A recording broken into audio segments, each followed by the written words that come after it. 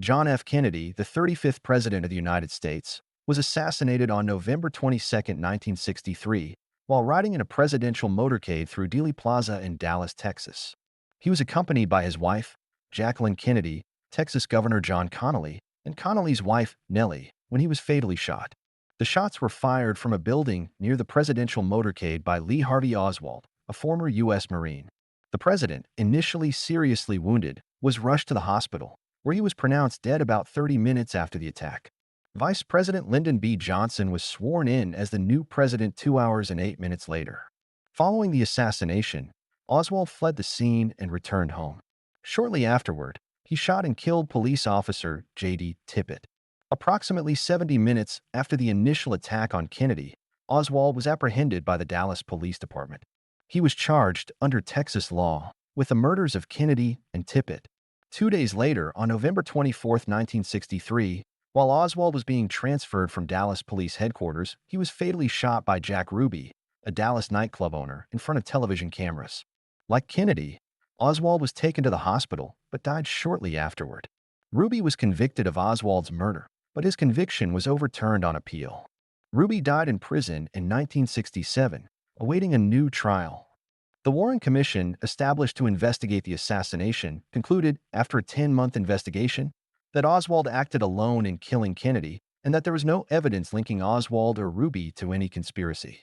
However, controversy persisted.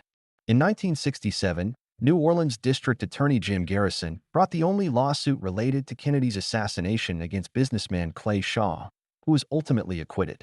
Subsequent federal investigations, including the Rockefeller Commission and the Church Committee, largely supported the Warren Commission's findings. However, in 1979, the House of Representatives Assassinations Commission, HSCA, concluded that Kennedy was likely assassinated as a result of a conspiracy.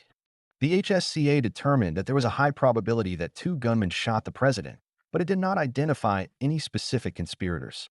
In the decades since, the assassination of John F. Kennedy has remained a subject of debate and speculation, with various theories continuing to capture the public's imagination.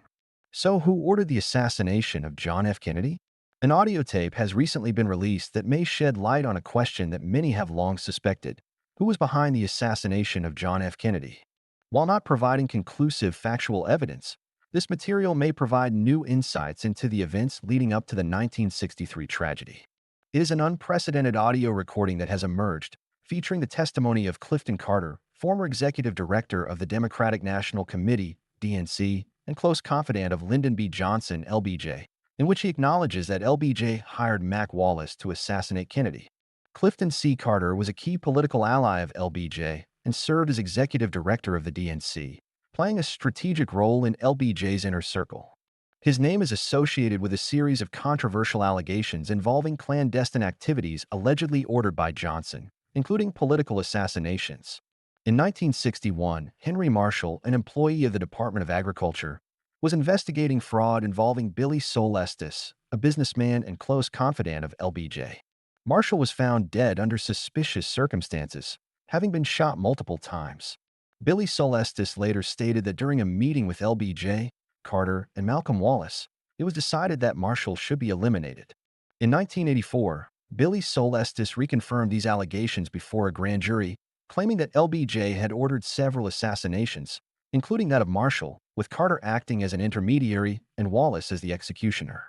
Another controversial point is Carter's admission that LBJ hired Wallace to play a role in the assassination of JFK. According to Billy Solestis and other authors such as Barr McClellan and Roger Stone, Wallace was actively involved in the conspiracy, convincing Jack Ruby to recruit Lee Harvey Oswald, who fired one of the shots that killed Kennedy in Dallas. In his book, Barr McClellan claimed that Wallace's fingerprints were found on the building from which the shots that killed Kennedy were fired. These accounts support theories that LBJ was directly involved in JFK's death, with Carter and Wallace playing key roles. Despite these allegations, the allegations were never considered by official investigations. The Warren Commission, responsible for investigating JFK's assassination, concluded that Lee Harvey Oswald acted alone.